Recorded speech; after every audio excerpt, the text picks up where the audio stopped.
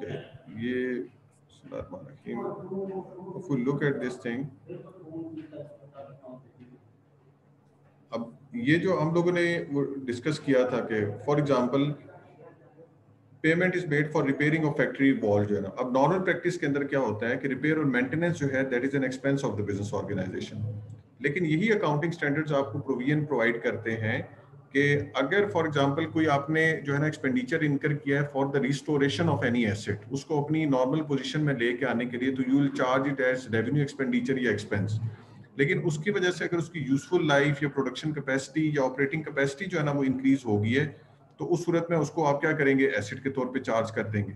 तो अब for example आपके जो है ना वो आपने क्या किया, गाड़ी थी आपके पास मोटर व्हीकल, उसका खुदा न खास्ता एक्सीडेंट हो गया, तो अब उसको जब ओवरहॉल आप कराते हैं तो नॉर्मल वो रूटीन में आपके जो है ना रिपेयर और मेंटेनेंस कंसीडर होनी चाहिए। लेकिन उसको ओवरहॉल कराते हुए आपने कहा कि इसके टायर्स चेंज होने वाले हैं, टायर्स भी चेंज करवा लेते हैं जो है ना इसमें, ठीक है, इंजन भी थोड़ा सा जो है ना इसका वीक हुआ था तो नया इंजन भी जो है ना रखवा लेते हैं, और जो इंटीरियर वगैरह ठीक कराना तो वो भी कर लिया। अब उसको करने के बाद उसकी ऑपरेटिंग एफिशिएंसी भी इंक्रीज होगी, उसकी यूजफुल लाइफ इंक्रीज होगी। तो now the standards permit you कि आप उसको रूटीन मेंटेनेंस एक्सपेंडिचर ट्रीट करने की बजाय आप क्या करें, कैपिटलाइज कर लें, उस एसेट की कॉस्ट में ऐड कर लें। तो इसमें कोई गलत नहीं है जो है इसमें, मतलब the provision is provided by the accounting standard. अब अगर उस साल में आपके पास ये है कि आप अपने प्रॉफिट को जो है वो कम रखना चाहते हैं, तो आप उसे एक्सपेंस आउट कर देंगे। अगर आप चाहते हैं कि नहीं ठीक है एसेट की वैल्यू जो है ना इंक्रीज हो, तो उसको जो है आप क्या करें, बैलेंस शीट में एसेट के तौर पे ले जाएं। जी हुसैन साहब। सर जैसे एसेट की प्राइस है उसको आप परचेज प्राइस पे बुक करते हैं, जी अपने बुक्स में रिकॉर्ड करते हैं। जी। तो अगर उसमें एप्रिसिएशन आती है तो उसको आप यानी वो हर साल उसको एप्रिशिएट तो नहीं करते उस प्राइस को ना, जो अगर लैंड कॉस्ट है जैसे, अच्छा, तो एक तो वो भी। ये एक सॉरी टू कट यू, एक तो ये बात है लैंड के ऊपर डेप्रिसिएशन हम नहीं चार्ज करते जो है ना उसमें, ठीक है।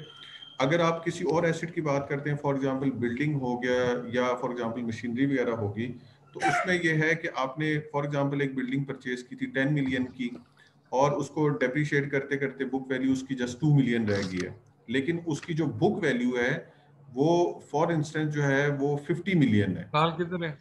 2 मिलियन का एसेट है, वो बैलेंस शीट में जो अपीयर हो रहा है उसकी एक्चुअल जो मार्केट वैल्यू है वो 50 मिलियन हो रही है। तो अब आपने क्या कर लिया, एसेट की रीवैल्यूएशन कर दी, रीवैल्यूएशन ऑफ एसेट किया।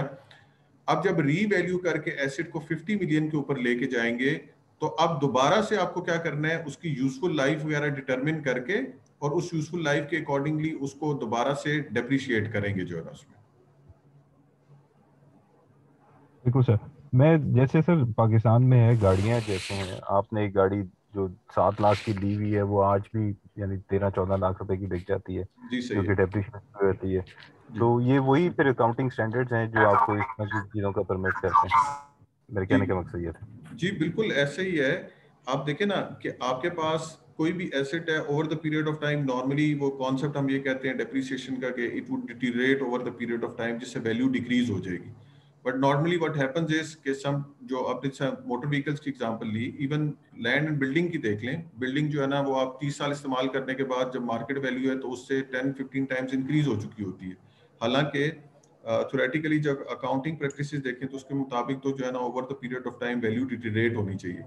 तो फिर ऐसी कंडीशन के अंदर आपको जो है ना इम्पेयरमेंट और रीवैल्यूएशन ऑफ एसेट की जो है ना वो कंडीशंस अवेलेबल है। मुझे अब एग्जैक्ट याद नहीं है, आई थिंक IFRS 37 है शायद जो है ना वो उसको डील करता है जो है ना regarding revaluation impairment of asset, कि if there is a permanent and sustainable जो है ना वो substantial change in the book value and market value of the asset, तो उस सूरत में आपको जो है ना उसकी रीवैल्यूएशन या इम्पेयरमेंट करनी पड़ेगी। फॉर इंस्टेंस आपकी जो एसेट की जो बुक वैल्यू थी वो रिप्रेजेंट हो रही है फॉर एग्जांपल 10 मिलियन जो है ना उसमें, और एसेट की जो मार्केट वैल्यू है वो मार्केट वैल्यू चली गई है 45 मिलियन के ऊपर। अब इसमें सब्सटेंशियल डिफरेंस भी आ गया 35 मिलियन का, और ऑब्वियसली बात है कि ये जो 35 मिलियन है जो है ना ये परमानेंट चेंज है, परमानेंट इंक्रीज है, ये ग्रेजुअली फ्लक्चुएट नहीं होना, ऐसा नहीं है कि चंद दिन के लिए ऊपर की ये वैल्यू फिर नीचे चली जाए। तो अब इस सूरत में when market value is greater than the book value, तो what you will do is you will go for revaluation of your asset.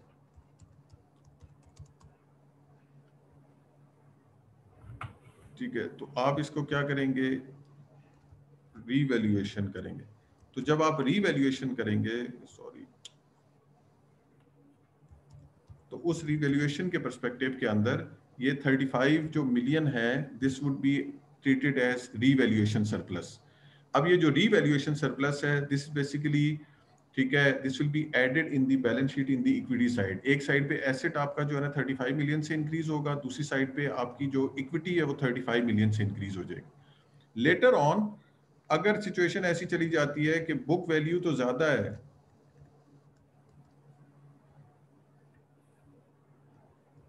Book value तो थी लेट्स सपोज 100 मिलियन, और ये जो मार्केट वैल्यू डिक्रीज होकर 45 मिलियन पे आ गई, तो इस सूरत में हमें क्या करनी पड़ेगी, एसेट की इम्पेयरमेंट करनी पड़ेगी। तो 55 मिलियन से एसेट की वैल्यू को हमें इम्पेयर करना पड़ेगा, रिड्यूस करना पड़ेगा।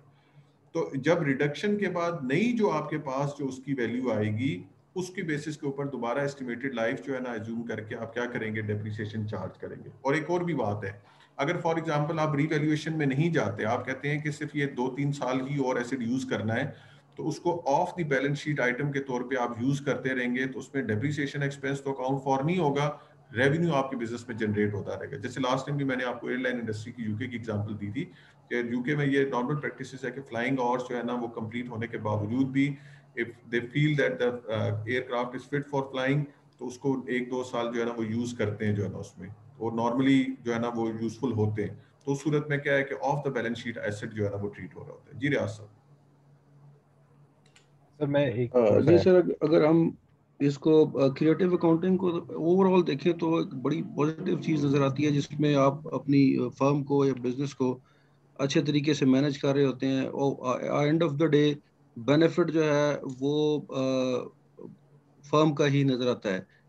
आप सर क्या समझते हैं कि ये क्या, ये हमारे मुल्क में इतनी ही पॉजिटिवली ये क्रिएटिव अकाउंटिंग यूज हो रही है बिजनेस के अंदर, या नहीं सर? अच्छा, एक तो ये है कि वो कहते हैं बद से बदनाम बुरा, हम बेचारे बदनाम हो गए, इतने बुरे नहीं हैं हम, ये सारी दुनिया के अंदर होते हैं। आप देखें जितने बड़े बड़े फाइनेंशियल स्कैंडल्स हुए हैं, उसमें जो है वो सारी जो है ना वो यूएस बेस या जो है ना जो आपकी यूरोपियन जो कंपनीज थी उनका बैंक्रप्सी जो है ना हुई है, उनका डिस्ट्रेस है, उनके फाइनेंशियल स्कैंडल्स आए हैं। तो ये जो प्रैक्टिसेस है ना, ये कहें कि मेल प्रैक्टिसेस हैं, ये दुनिया में हर जगह जो है ना यूज होती हैं जो है ना, वो सिर्फ पाकिस्तान का कॉन्टेक्स्ट नहीं है। अब ये बात है कि स्पेसिफिकली ये कहना कि जी पाकिस्तान के अंदर किस कॉन्टेक्स्ट में यूज होते हैं, तो हमने वो स्टार्ट में भी डिस्कस किया था कि जो डेवलपिंग कंट्रीज हैं जैसे पाकिस्तान है, तो यहाँ पे स्टॉक मार्केट इंतहाई वॉलेटाइल होती है, और उसकी वॉलेटिलिटी के अंदर कंपनी स्पेसिफिक फैक्टर्स या माइक्रो इकोनॉमिक फैक्टर्स कम रोल प्ले कर रहे होते हैं, मैक्रो इकोनॉमिक फैक्टर्स का रोल जो है ना ज्यादा होता है। आप देखें जैसी कोई पॉलिटिकल अनस्टेबिलिटी होती है, जैसी कोई स्ट्राइक की कॉल आती है, जैसी कोई लॉ एंड ऑर्डर की जो अंदर अंदर प्रॉब्लम आती है, तो उसी दिन आप अगर कभी इवेंट स्टडी का मौका मिले ना, आपने कभी जो है ना वो रिसर्च करें या उस भी इन विंडोज को जो है ना चेक करें कि जैसी कोई मेजर इंसिडेंट होता है, खुदा खासा कोई टेररिस्ट अटैक होता है या कोई और पॉलिटिकल अनस्टेबिलिटी की बात आती है, गवर्नमेंट के बारे में कोई जो है ना वो न्यूज़ ऐसी आती है पॉजिटिव या नेगेटिव, तो उसकी उसी के साथ विद इन जो है ना वो फ्यू आवर्स या विद इन अ डे और सो जो है ना स्टॉक मार्केट जो है ना वो पॉजिटिवली एडवर्सली जो है ना बिहेव करती है, और हमारी मार्केट के अंदर जो नेगेटिव सेंटिमेंट्स हैं वो ज्यादा जल्दी जो है ना वो प्रिवेल करते हैं। तो जितनी भी डेवलपिंग कंट्रीज हैं उनके अंदर ये इश्यूज जो है ना वो एग्जिस्ट करते हैं कि स्टॉक मार्केट्स वॉलेटाइल है। अब जब स्टॉक मार्केट्स वॉलेटाइल हैं तो अब उसमें मसला ये है कि मैनेजर्स के पास ये अनकंट्रोलेबल फैक्टर्स हैं कि स्टॉक मार्केट को तो नहीं कंट्रोल कर सकते, मार्केट सेंटिमेंट्स को तो नहीं कंट्रोल कर सकते, तो उन सेंटिमेंट्स को जो है ना पॉजिटिव रखने के लिए एक ही ऑप्शन अवेलेबल है कि कंपनी की परफॉर्मेंस को जो है वो बेहतर जो है ना वो रिफ्लेक्ट किया जाए। तो उसके लिए ये टूल्स अवेलेबल हैं जिनको पॉजिटिवली जो है ना वो यूज करके हम जो है ना वो कर सकते हैं जो है। तो ये जो कंक्लूजन वाली स्लाइड है, इसको अगर आप ये देखें ना, तो to sum up the discussion on creative accounting practices, it is an unfortunate situation that we can not completely restrict और स्टॉप द मिसयूज और abuse of the creative accounting practices जो है ना, जितने भी हम उसके बेनिफिट्स देख लें, लेकिन ये अनफॉर्चुनेट एक डाउन साइड इफेक्ट है कि हम उसके जो है ना जो नेगेटिव पर्सपेक्टिव वो नहीं कर सकते। अब ये जो एनरॉन का स्कैंडल हुआ था, तो एनरॉन वाले सिर्फ ये था कि जो मैनेजमेंट थी, they were just concerned about their own bonuses, perks and benefit जो है ना, they were least concerned about the company's financial जो है ना सिचुएशन। तो despite of the fact that they were audited by one of the big 5 audit firm जो है ना, ऑर्थर एंडरसन जो है ना उसको ऑडिट कर रही थी जो है ना, उसमें ऐसा भी नहीं था कोई ऐसी वैसी ऑडिट फर्म जो है ना उसको ऑडिट कर रही थी, लेकिन ग्रुप अकाउंट्स होने की वजह से, उनकी मेल प्रैक्टिसेस होने की वजह से ठीक है, फ्रॉडुलेंट जो है ना वो इंटेंशन होने की वजह से कंपनी जो है ना बैंकरप्सी की तरफ जो है ना वो चली गई। और इसमें सबसे बड़ा मसला ये होता है, ये जो थर्ड पॉइंट में लिखा हुआ है, the complex and diverse nature of the business transaction and the latitude available in the accounting standards and policies make it difficult to hand the issue of creative accounting. अब accounting practices आपको latitude दे रही हैं। For example, normally यहाँ पे example के अंदर एक स्पेसिफाई भी हुआ था कि अगर आप किसी से एडवांस पेमेंट के ऊपर जो है ना कोई ऑर्डर रिसीव करते हैं, ऑर्डर आपको रिसीव हुआ और एडवांस पेमेंट भी होगी, तो क्या उसको सेल्स ट्रीट करेंगे? नहीं सर। क्या ट्रीट करेंगे? नो उसको सर। क्या ट्रीट करेंगे? कैश आपको रिसीव हो गया, ठीक है, और जो अमाउंट आपको रिसीव हुई है, you will treat it as unearned revenue, ठीक है। Now this unearned revenue is supposed to be the liability of the business organization. Liability of business. Liability because you have received this amount in future, now you are responsible to fulfill this order. लेकिन एक company ये कहती है कि हम order ही उसका लेते हैं जो हम फुलफिल करते हैं। ऐसा कभी हुआ ही नहीं है कि हमने ऑर्डर लिया हो और हमने ऑर्डर पूरा नहीं किया हो। तो ये तो शोर शॉर्ट सी बात है कि ऐसी सिचुएशन आई नहीं कि हम उसको फुलफिल ना कर सकें। तो हम क्योंकि ऑर्डर रिसीव ही उन्हीं का करते हैं जिनको हम फुलफिल कर सके, और ट्रैक रिकॉर्ड ये कहता है, तो उसको कैश टू रेवेन्यू रिकॉर्ड कर देते हैं, ठीक है। आपने कहा था ना कि एक तरीकाकार ये भी हो सकता है रिसीट ऑफ कैश के ऊपर रेवेन्यू रिकॉर्ड करें, है था ना? जी जी यस सर। तो कैश रिसीव हो गया है ना, तो कैश रिसीव हो गया है, आप उसको रेवेन्यू के तौर पे ट्रीट कर दें। नाउ अकाउंटिंग स्टैंडर्ड्स के अंदर ये रूम अवेलेबल है कि अकाउंटिंग स्टैंडर्ड आपको ये कहता है कि आप अगर क्रेडिट पे सेल करते हैं तब भी रेवेन्यू रिकॉर्ड कर सकते हैं। कैश बेस अकाउंटिंग के अंदर जब कैश रिसीव करेंगे तो it would be revenue for your business organisation. तो चाहे कैश एडवांस में रिसीव किया है या चीज दे के जो है ना रिसीव किया है, if the cash has been received it is revenue for your business organisation. तो प्रैक्टिसेस तो अवेलेबल हैं, तो क्या करेंगे उसके लिए, ठीक है। तो ये जो रूम्स अवेलेबल है ना with in accounting standards, actually उन्हीं की जो है ना वो यूज या उसका मिस यूज है जो है ना उसमें। और फिर कुछ चीजें ऐसी हैं, एक मिनट प्लीज होल्ड कीजिएगा दोस्तों।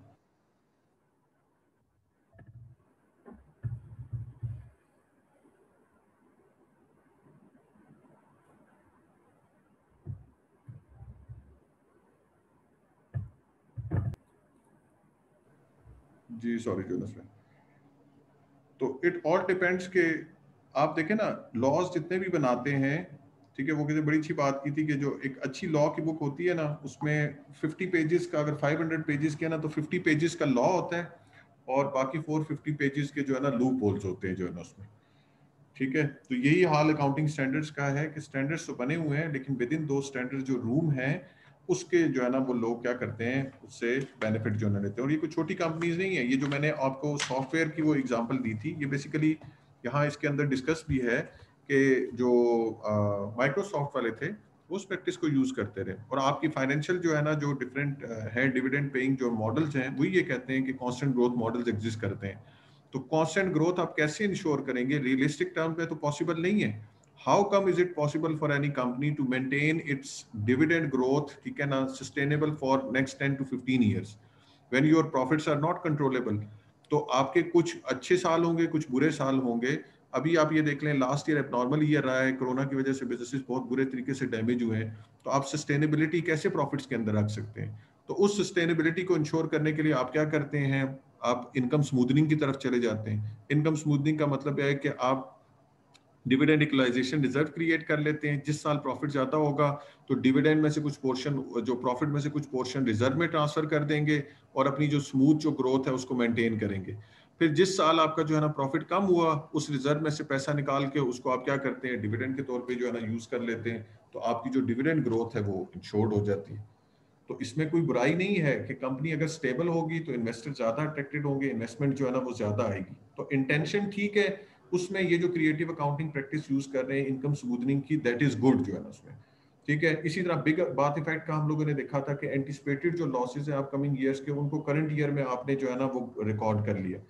तो अब एक साइड के ऊपर क्या है कि हर साल जब मसले मसाइल आने हैं, हर साल प्रॉब्लम आनी है, और हर साल हम ये जस्टिफिकेशन देते रहेंगे कि ये प्रॉब्लम थी, ये प्रॉब्लम थी, ये प्रॉब्लम थी जिस वजह से हम लॉसेज में गए।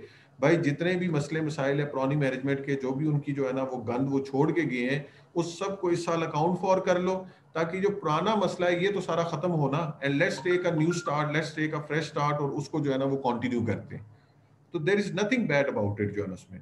लेकिन अगर इंटेंशन ये है कि वो जो बैड परफॉर्मेंस है जो अगले सालों में हमारी अपनी नेग्लिजेंस की वजह से भी हो सकती थी, उसको भी पीछे वालों के खाते में डाल जाएं, तो then it seems to be जो है ना वो बैड।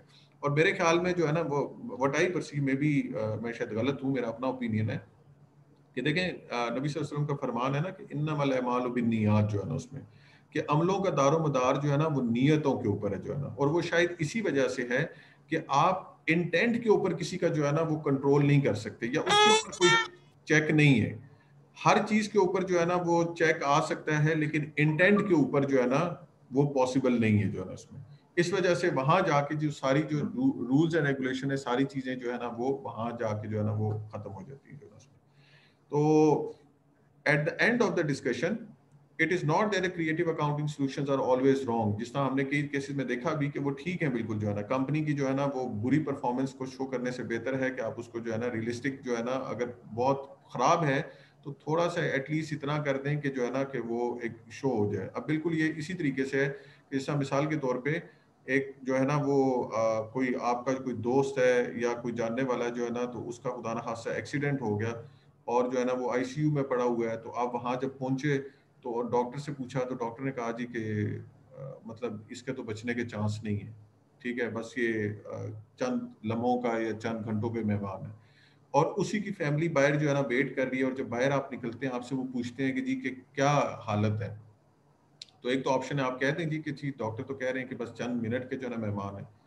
दूसरी ऑप्शन ये है कि आप कहते हैं जी कि सीरियस है, प्रॉब्लम में है जो है ना उसमें, ठीक है, डॉक्टर्स ट्राई कर रहे हैं, हो सकता है कि जो है ना उसमें अल्लाह ताला मौजा करें, अल्लाह खैरियत रखें और ये ठीक हो जाए जो है ना उसमें।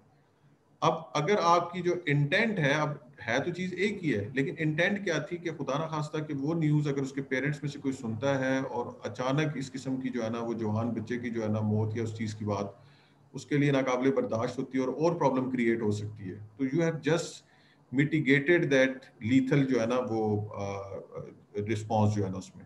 तो there is nothing bad about it. Same can go with the companies कि अगर प्रॉब्लम बहुत ज्यादा है, शेयर होल्डर्स पैनिक कर सकते हैं और वो कंपनी को ज्यादा डिटेरियोरेट कर सकती है, तो इंस्टेड कि वो पैनिक क्रिएट किया जाए उसको मिटिगेट कर दें। तो दैट्स व्हाई लास्ट सेंटेंस देखें, it is the intent and magnitude of the disclosure which determines its true nature and justification। अगर इंटेंट ठीक है, डिस्क्लोजर आपने अपनी तरफ से पूरा दिया हुआ है और उसके कोई किसी को मिसगाइड करना या रिसीव करना नहीं है, तो there is nothing bad about it. आपने अकाउंटिंग प्रैक्टिस चेंज की, आप स्ट्रेट लाइन मेथड से डेप्रिसिएशन से यूनिट्स ऑफ आउटपुट के ऊपर चले गए, और आपने नोट्स टू अकाउंट में कंप्लीट डिस्क्लोजर भी दे दी कि अगर स्ट्रेट लाइन मेथड यूज करते रहते तो प्रॉफिट हमारा कितना होता या लॉस कितना होता, और इसको चेंज करने के ऊपर हमारा प्रॉफिट या लॉस कितना आया है, तो you have serve the purpose जो है ना उसमें। अब अगर उसको कोई जो है ना मिस इंटरप्रेट करता है या उसका गलत जो है ना करता है, तो वो उसके एंड के ऊपर है।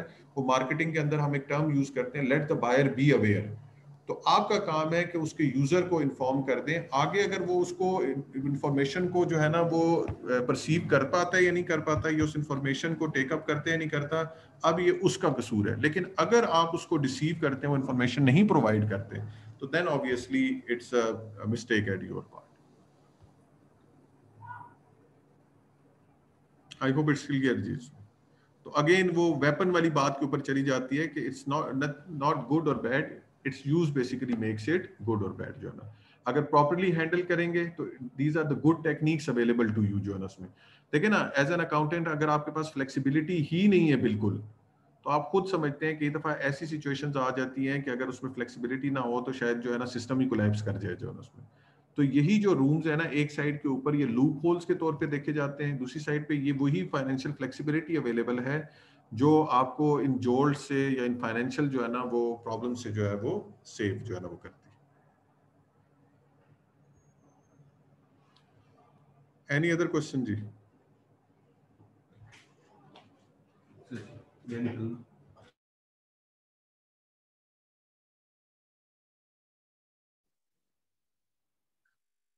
सर जी आपने डेप्रिसिएशन मेथड्स पढ़ाए थे लास्ट टाइम। जी जी जी सर, ये जो है इसकी डेफिनेशंस वगैरह तो चले समझ में आ जाती है, लेकिन इसकी जो न्यूमेरिकल्स हैं दे आर वेरी कॉम्प्लिकेटेड। तो कहने का मकसद था ये सर कि जो हमारा फ्यूचर होगा सर, असेसमेंट होगी, उसमें ये न्यूमेरिकल्स वगैरह तो नहीं होंगे सर? नहीं नहीं, न्यूमेरिकल नहीं होंगे, वो सिर्फ समझाने के लिए आपको जो है ना बात की थी। वैसे तो मुश्किल तो कोई नहीं है उसमें।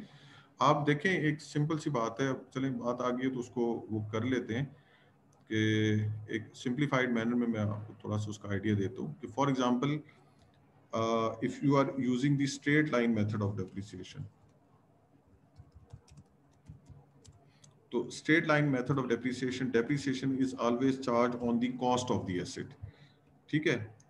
अब और कॉस्ट से यहाँ मुराद है जो ओरिजिनल जो परचेज प्राइस है जो है ना, उसमें उसके अंदर जो कैपिटल एक्सपेंडिचर उसको नहीं कंसिडर कर रहे। तो फॉर एग्जांपल आपने क्या किया, एक एसेट परचेज किया 50,000 का, और इसके ऊपर जो उसकी डेप्रिसिएशन जो रेट है दैट इज 20%। तो 50,000 का 20% लेंगे तो this is 10,000। This was a depreciation for the first year. जब सेकंड ईयर में जाएंगे तो अगेन क्योंकि आपने कॉस्ट पे डेप्रिसिएशन करनी है, तो cost of the asset is 50,000। Next year again depreciation would be charge on 50,000 and 20% of this 50,000 would again be 10,000। Same would hold true for the upcoming years. ठीक है। हर साल जो आप डेप्रिसिएशन चार्ज करते जा रहे हैं 10,000 की है।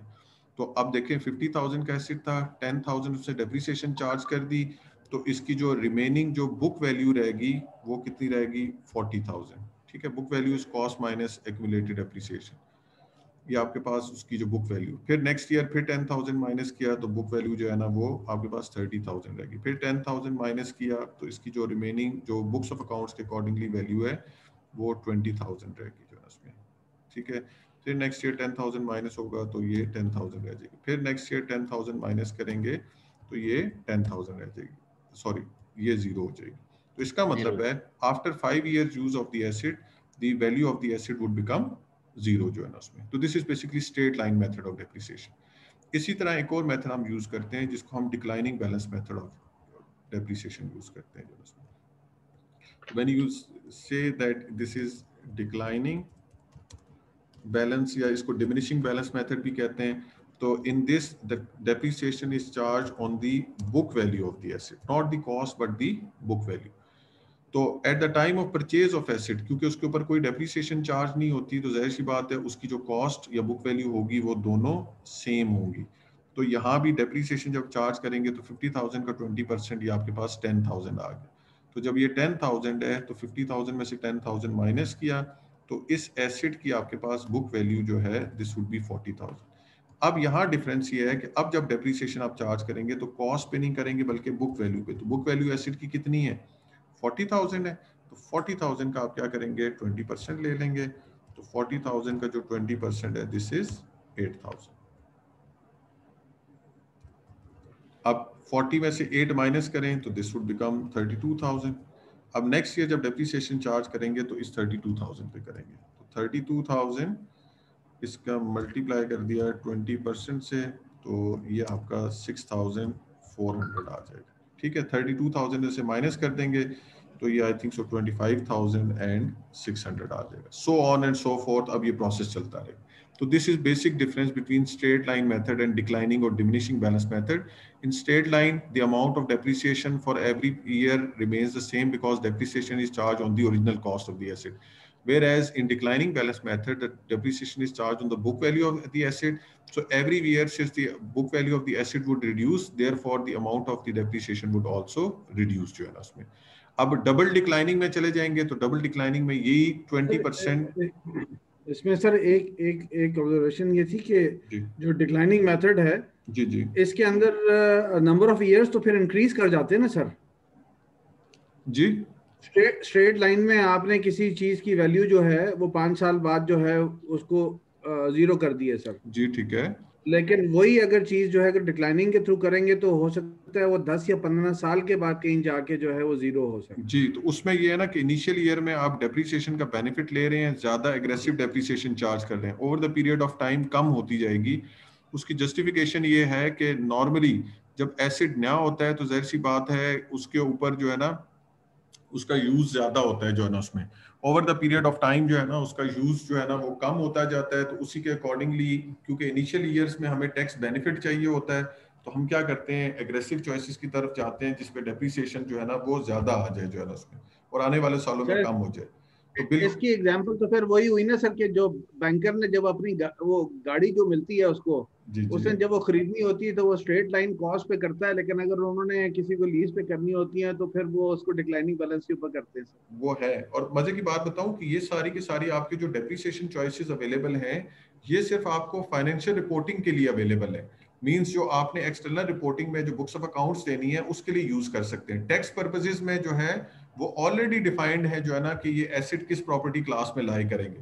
तो अगर motor vehicles 5 year property class में है, तो जब टैक्स रिटर्न्स और फाइल करेंगे तो सिर्फ 5 साल के अकॉर्डिंगली उस पर आपने डेप्रिसिएशन चार्ज करनी है। उसमें ये रेट्स की जो है ना आपके पास जो है ना रूम अवेलेबल नहीं। लेकिन फाइनेंशियल रिपोर्टिंग के लिए जो है ये सारी प्रैक्टिस जो है ना वो आप क्या कर सकते हैं, इसको फॉलो कर सकते हैं। राइट। ठीक है जी। तो इसके पीछे अपना बैंकर्स ही होंगे ये अकाउंटिंग स्टैंडर्ड्स और ये सारी चीजें बनाने में?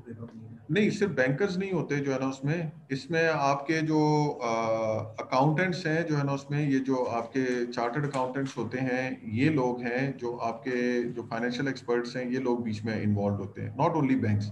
क्योंकि एक और सर मजे की, हिस्टोरिकल फैक्टर, हिस्टोरिकली अगर देखें हाँ वो तो देखे ना, ओरिजिन जो चीजों का है उसके अकॉर्डिंगली आप जैसा आप वो उस हिसाब से कहते हैं, तो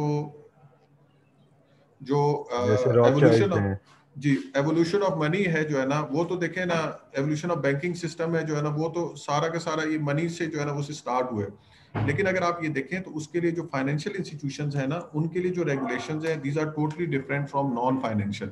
तो हम यहाँ जितनी भी प्रैक्टिसेस बात कर रहे हैं, ये नॉन फाइनेंशियल की जो है ना वो बात कर रहे हैं।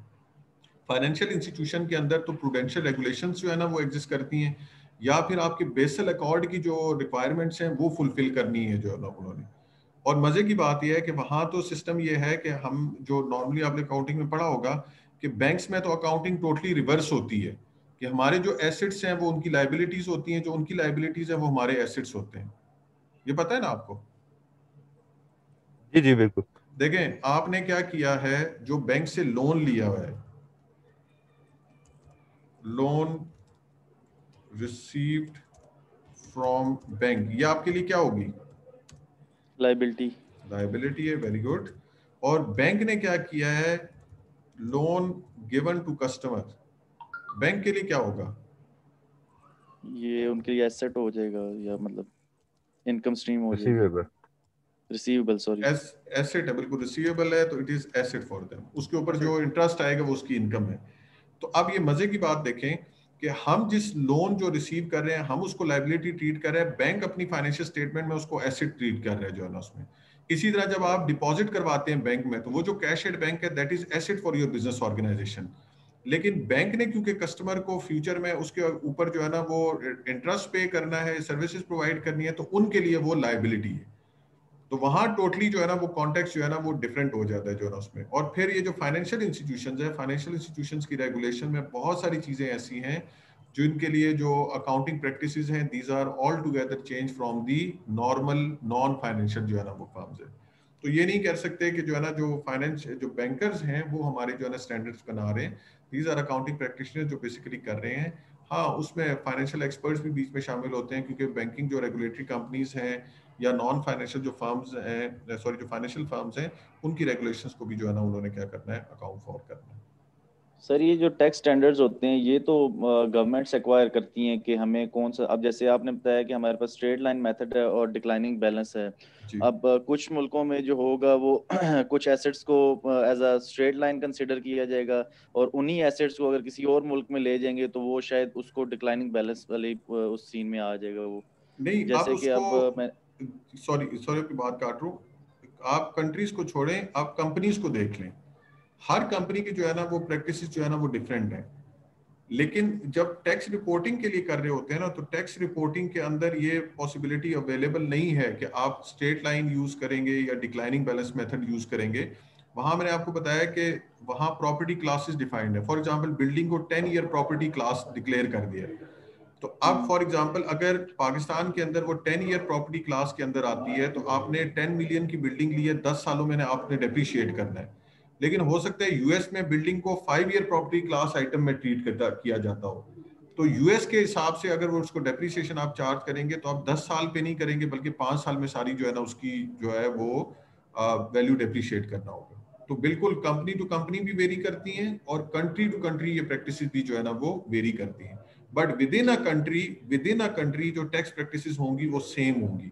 वहां ऐसा नहीं हो सकता कि लाहौर के लिए जो है ना वो प्रॉपर्टी क्लास डिफरेंट डिक्लेयर कर ले, कराची के लिए या इस्लामाबाद के लिए वो डिफरेंट कर।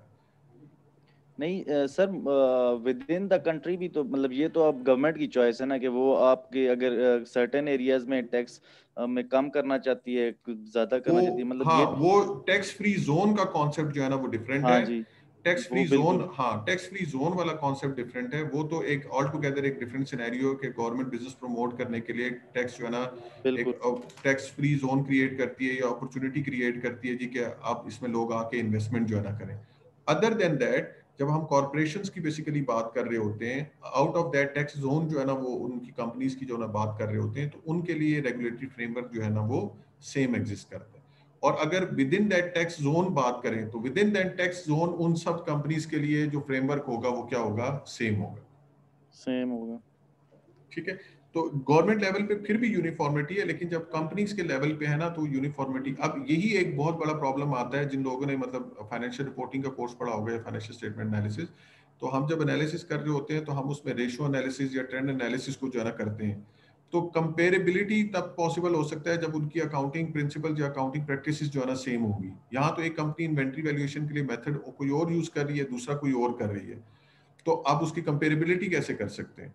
इसी तरह से एक डेप्रिसिएशन मेथड कुछ और यूज कर रही है, दूसरे जो है ना कुछ और मेथड यूज कर रही है, तो कंपेरेबल नहीं हो सकती। एक ने अपनी बैलेंस शीट में एसेट्स को रीवैल्यूएट किया है, दूसरी ने उसी ओरिजिनल कॉस्ट जो 30 साल पहले वाली थी उसी के ऊपर जो है ना उसको चला रहे हैं। कंपेरेबिलिटी में जो है ना वो बहुत बड़ा प्रॉब्लम आ जाता है जो है उसमें। तो ये उन्हीं की लिमिटेशंस के अंदर भी फिर हम डिस्कस करते हैं कि रेशियो एनालिसिस एक टूल तो है, लेकिन इसमें ये प्रॉब्लम, ये फ्लॉज जो है ना वो एग्जिस्ट करते हैं। ठीक है जी, एनी अदर क्यूरी जी?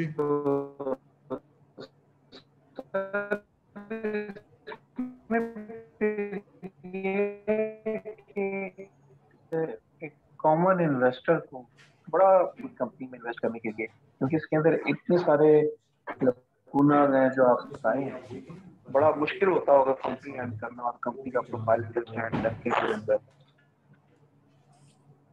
सॉरी, आपकी आवाज में कुछ डिस्टॉर्शन थी, मुझे समझ नहीं आया, मैं दोबारा काइंडली पूछेंगे। सर ये काइंडली अगर डबल डिक्लाइनिंग भी इसी तरीके से एक दफा एक्सप्लेन कर देंगे। आपने स्ट्रेट लाइन बता दिया, डिक्लाइनिंग बैलेंस बता दिया, अभी अगर डबल डिक्लाइनिंग भी एक दो स्टेप कर देंगे तो जरा क्लियर हो जाएगा जी। ये सेशन बिल्कुल एक्सपायर होने वाला है, जैसे ही दोबारा हम रीजॉइन करते हैं तो मैं उसको जो है आपको डिस्कस कर देता हूँ, क्योंकि ये तकरीबन less than a minute left है, तो फिर बीच में वो रह जाएगा। ठीक है, हम उसको थैंक यू। दोबारा करते हैं। वेलकम जी।